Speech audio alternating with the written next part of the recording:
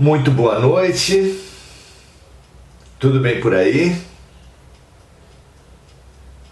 Vejam como estou bem trajado hoje, chique. Eu sou luz, eu sou amor, eu sou reflexo do Pai Criador.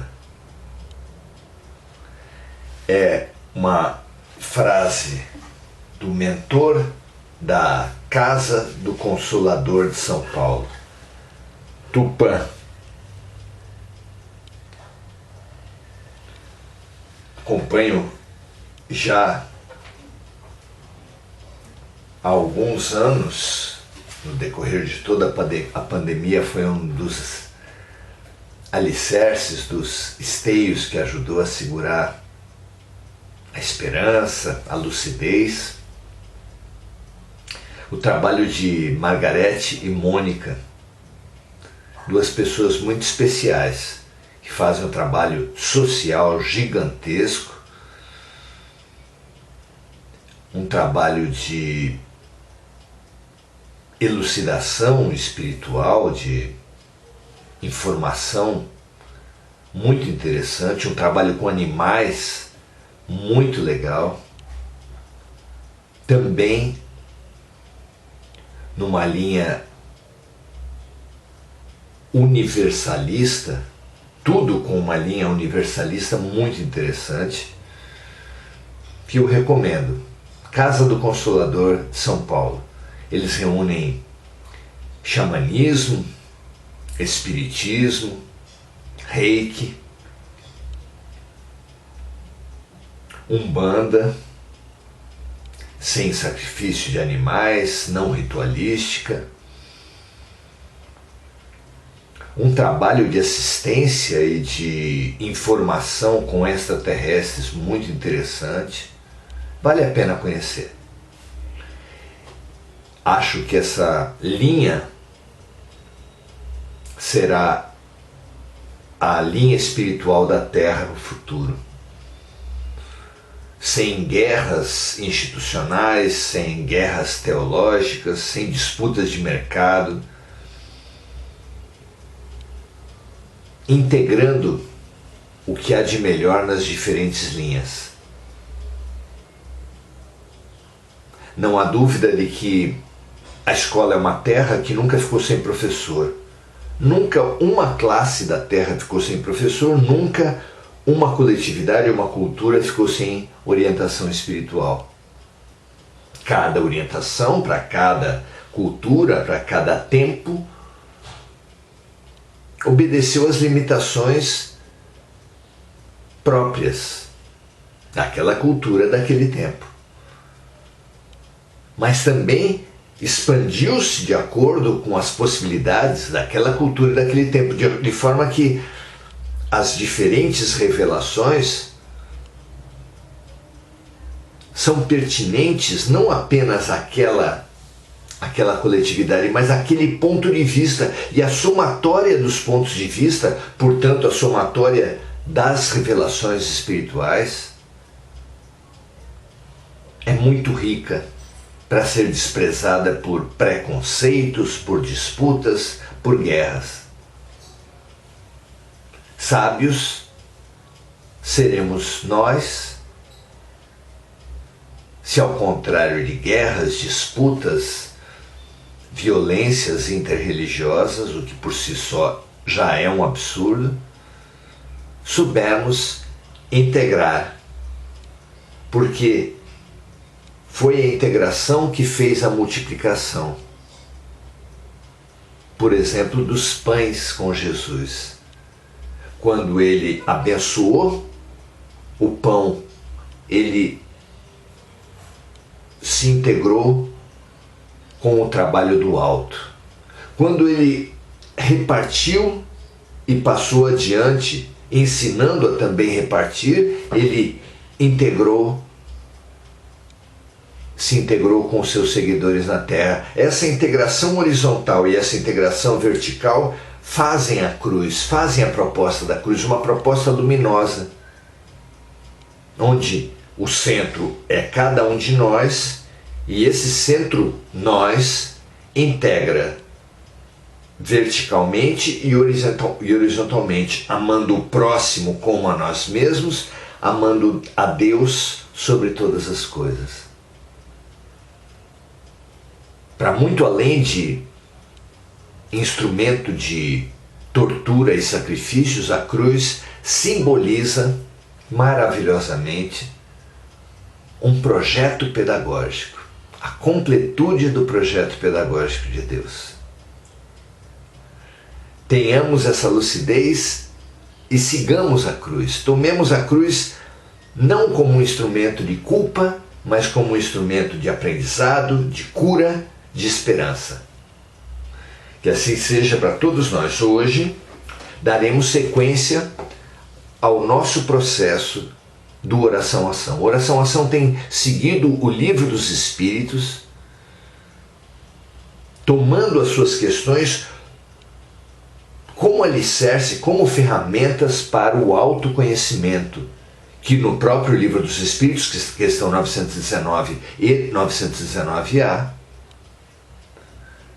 é apontado, o autoconhecimento que é apontado como grande ferramenta de expansão da alma e de resistência às más tendências, às sombras, às más influências. Então, é sob o eixo do autoconhecimento que estamos estudando esse livro de tanta importância que é o Livro dos Espíritos. Hoje é um livro de 1019 perguntas e estamos na pergunta 40. Vamos da 40 a 42, para pensar sobre a origem e o fim dos mundos, a influência dos entes da criação, dos astros, das criaturas,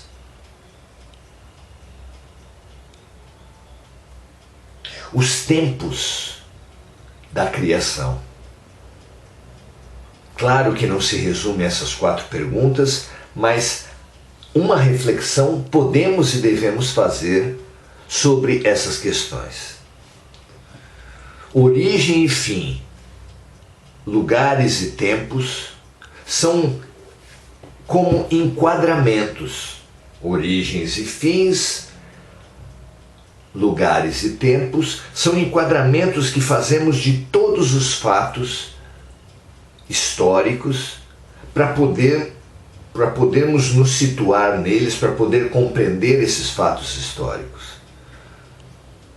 Assim tem sido a nossa abordagem, o nosso olhar. Precisamos enquadrar para conhecer e reconhecer. Porém, ao nos defrontarmos com a criação universal, será que é possível manter esse mesmo enquadramento? Fim, início, influências, lugares e tempos, é disso que nós vamos ver hoje. Certo? Vamos lá. Questão número 40. Allan Kardec pergunta assim: atualmente pensa-se que os cometas seriam um começo de condensação da matéria, ou seja, mundos em processo de formação. Isso é correto? E os luminares respondem assim: sim, é correto. Mas o absurdo é acreditar-se na influência deles. Refiro-me à influência que vulgarmente lhes é atribuída. Todos os corpos celestes influem de algum modo em certos fenômenos físicos. E na observação, Kardec acrescenta: nessa resposta, o espírito se refere à influência que vulgarmente é atribuída aos cometas, ou seja, a da superstição. Então aqui nós vemos que há entes do universo astros, por assim dizer, que simbolizam a criação dos planetas, dos sóis. Esses entes, como as nebulosas e os cometas, possuem uma característica em comum: a pouca condensação de matéria. Como o próprio termo indica, as nebulosas são matérias rarefeitas. Os cometas também assumem essa característica.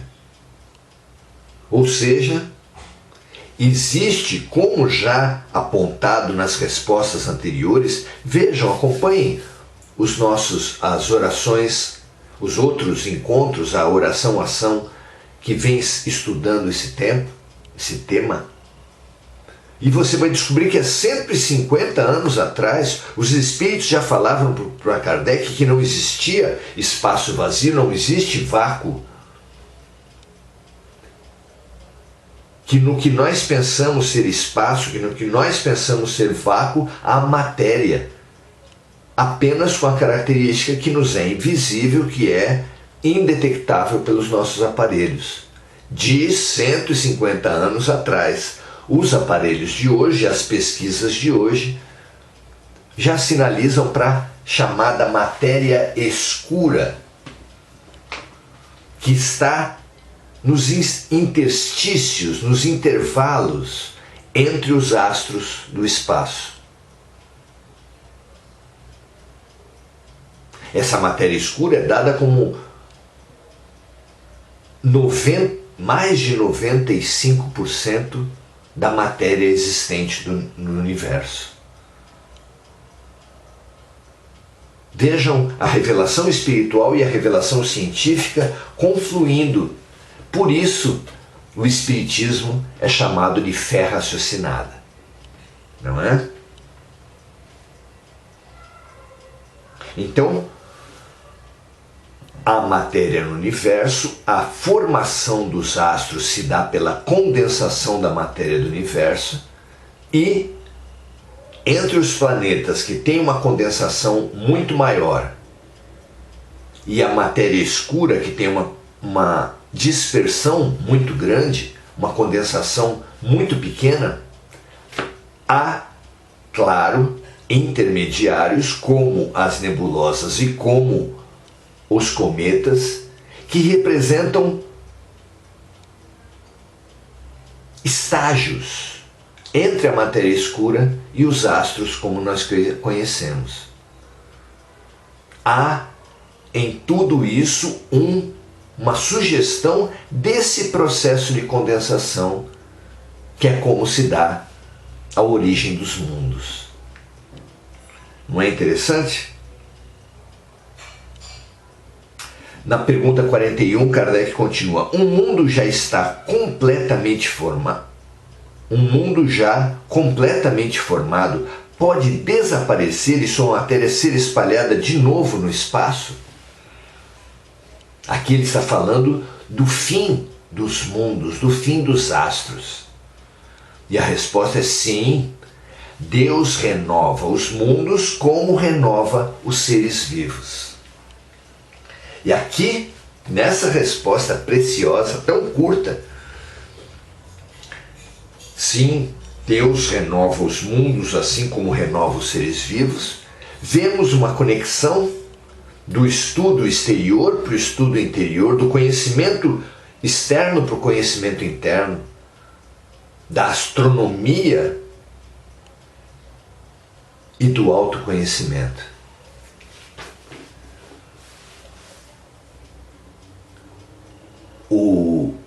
A revelação dos Espíritos, nós vamos ver ao longo desses estudos, mostra que um espírito, quando é atraído para um planeta, quando ele começa o seu estágio, o seu processo de aproximação que vai resultar na encarnação dele, naquele planeta, como é o nosso caso. Há planetas em que espíritos muito elevados não encarnam mais. Nesse processo vai se formando o chamado perispírito, psicossoma, o corpo espiritual. O corpo espiritual também formado pela própria matéria diluída, pela própria matéria menos condensada, que se situa ao redor de um planeta. Então, a lei de atração dos corpos, conhecida também como a lei de gravidade, atrai os corpos para a volta de si. Então, além da atmosfera, além do ar que é atraído pela força gravitacional de um planeta, matéria escura, essa matéria diluída, não condensada que existe em todo o universo, certamente é mais concentrada, ainda que diluída, à volta do planeta pela própria força da ação da gravidade, pela lei de atração dos corpos. E é dessa matéria que são formados os nossos corpos espirituais. Então, os corpos espirituais dos seres, assim como os corpos celestes, são formados pela condensação da matéria diluída, que na revelação dos Espíritos é chamado de fluido cósmico universal, a base da formação de tudo que é material, e que na ciência hoje é chamada de matéria escura. Essa matéria invisível, diluída, indetectável por grande parte dos instrumentos, mas já percebida por alguns instrumentos, por algumas pesquisas, por alguns trabalhos científicos. Então, veja o paralelo que existe entre os astros e as criaturas humanas. Aqui, os espíritos nos fazem esse paralelo que Deus renova os mundos assim como renova os seres vivos. Ou seja, a matéria é agregada na formação de um corpo espiritual e também de um corpo material. E depois é desagregada em algum tempo, em algum momento, assim dos corpos astrais, dos corpos celestes e também dos corpos dos indivíduos, dos seres, dos animais, dos vegetais, os corpos concretos e materiais que nós temos na Terra. Nossos corpos, a formação dos nossos corpos assim pode ser equiparada a um brinquedo de Lego. No brinquedo de Lego você tem inicialmente as peças todas dispersas, todas desmontadas. O processo de criação no Lego, a criança, o ser adulto, muitos de nós adultos gostamos de brincar de Lego também, vão agregando peças e formando foguetes, aviões, caminhõezinhos, figuras humanas. Esse processo de criação infantil no brinquedo do Lego traz semelhanças muito interessantes com o processo de criação dos mundos, porque cria-se no Lego agregando peças e depois essas peças vão ser desagregadas. É o nascimento e a morte dos mundos e dos corpos das criaturas. Então, tanto na origem quanto no fim, nós estamos semelhantes aos corpos celestes. E na pergunta anterior, que fala que todos os corpos celestes influem de algum modo em certos fenômenos físicos, também nos dá essa margem para fazer o paralelo conosco. Porque uma família, por exemplo, quando entra um novo ser, quando ganha um filho, ou quando perde, quando ganha um animal, ou quando perde, quando ganha uma planta, ou quando perde, ela é influenciada como um todo. Tudo influencia em tudo. Claro que pessoas menos sensíveis vão perceber menos. E claro que pessoas mais sensíveis vão perceber mais. Os ultrassensíveis percebem até quando dá entrada numa certa casa, num certo espaço, seres espirituais, sentindo-se bem, renovados, quando esses seres são de luz, sentindo-se angustiados, tensos e até doloridos, quando esses seres são mais densos. Não é interessante essa comparação? Por isso temos feito esse estudo do Livro dos Espíritos em assuntos aparentemente desconectados com o autoconhecimento, à luz do autoconhecimento. Porque, no fundo, tudo está conectado. O conhecimento do macro revela aspectos do micro. Porque a realidade é um fractal, em que cada uma das partes espelha as realidades maiores. Fractal mais conhecido, para quem não é habituado ainda com essa imagem, é o fractal do átomo, que em seu núcleo, em torno do qual giram os elétrons, podemos facilmente visualizar o sistema solar, que tem um astro gigantesco em torno do qual pequenos planetas com seus satélites giram. Não é interessante?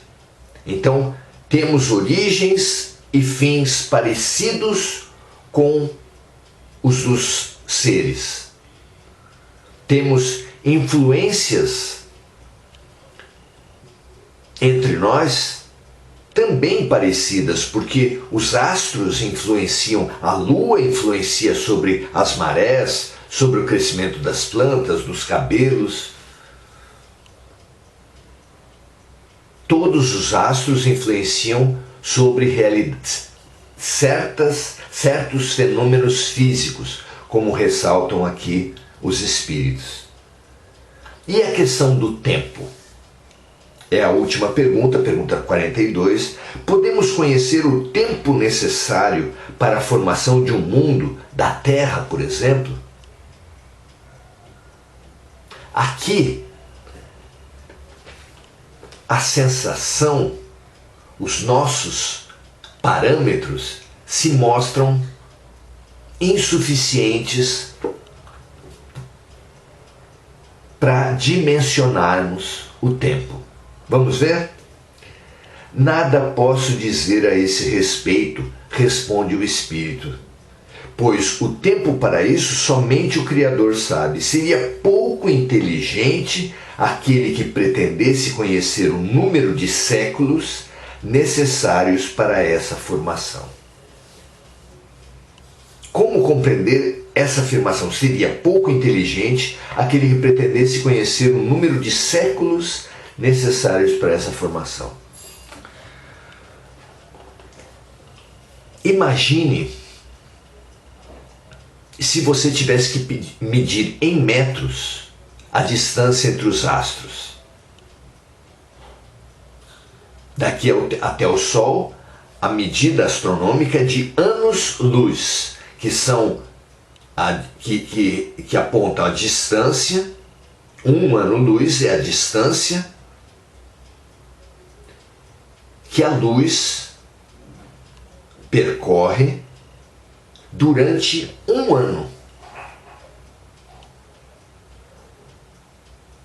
Foi necessário criar uma outra ferramenta para que ajudasse a mente humana a compreender as distâncias astronômicas. Se nós usássemos o metro, seria impossível essa compreensão. Mesmo assim, a distância dos anos-luz, elas favorecem a nossa compreensão, a nossa captação dessa realidade mais próxima. Porque quando falamos da distância entre as galáxias, quando falamos da distância entre a Via Láctea e a mais distante das galáxias hoje percebida pelos instrumentos que nós possuímos, já se mostra o próprio ano-luz insuficiente. Então, assim como as medidas de distância, de espaço, fogem à nossa compreensão, a partir de determinadas grandezas nós não conseguimos mais apreender o que seja. Mesmo em dinheiro, por exemplo, a partir de trilhões, quatrilhões, nós já não conseguimos imaginar uma pessoa de rendimento comum, quando se fala em grandes prêmios da loteria, já não consegue entender o que se pode fazer com tudo isso. Imaginem falar das distâncias astronômicas, da história astronômica. Quanto tempo foi necessário para a formação de um planeta? É a pergunta de Kardec. Por isso, é nesse sentido que entendemos a afirmação dos espíritos quando fala: seria pouco inteligente aquele que pretendesse conhecer o número de séculos, medida humana, necessárias para a formação da Terra, medida astronômica. É tão grande a diferença de escala de grandeza que usar a mesma medida que nós usamos na Terra para as medidas astronômicas seria pouco inteligente. Não se trata de uma proibição a um entendimento, não há perguntas proibidas, mas é pouco inteligente usar a medida limitada da Terra para medir as medidas astronômicas, para nós ilimitadas, para nós semelhantes ao infinito. Muito interessante isso. Nesse sentido também, o tempo se perde, porque se a nossa trajetória existencial não vem apenas dos símios, dos macacos, como propôs a ciência pela teoria de evolução de Darwin, mas vem de antes disso do reino vegetal também, e vem ainda antes disso do reino mineral. Ou seja, se a nossa evolução vai, como os espíritos disseram, do átomo ao arcanjo, qual a nossa idade? Qual a idade do nosso princípio espiritual? Vocês veem como as medidas humanas não servem para medir as medidas de Deus? A ordem de grandeza. Por isso é que nos é ainda incompreensível o Deus que habita dentro de nós. Porque Ele é inenquadrável nas nossas molduras de compreensão, nas nossas crenças, nos nossos instrumentos, na nossa maneira de compreender a realidade. falta-nos ainda a perspectiva da eternidade. E isso nós vamos ganhando conforme estudamos, conforme temos contato com a realidade espiritual. Expandamos-nos, porque com essa expansão, não apenas o conhecimento do universo nos será facilitado, franqueado, mas o autoconhecimento desse universo infinito também, mas interior a nós mesmos, que é a nossa grande missão, nossa grande estrada a ser percorrida, nossa grande ferramenta de trabalho através do autoconhecimento. Muito legal, muito importante estarmos aqui juntos, muito interessante avançarmos nessa compreensão. Nossa saudação para os colegas de estudo, Rita Licássia Monteiro, Gugu Souza, Esther Ponzoni, Helena Roman, Simone Magalhães. Gugu gostou muito da frase da camiseta. Se vocês quiserem, é só entrar no site da Casa do Consolador. Você não apenas adquire a camiseta, como você vai ajudar as obras sociais muito importantes, o trabalho assistencial magnífico para animais e para seres humanos realizados pela casa. Um grande abraço, um prazer estar aprendendo juntos. Se entender que deve, compartilhe com outras pessoas.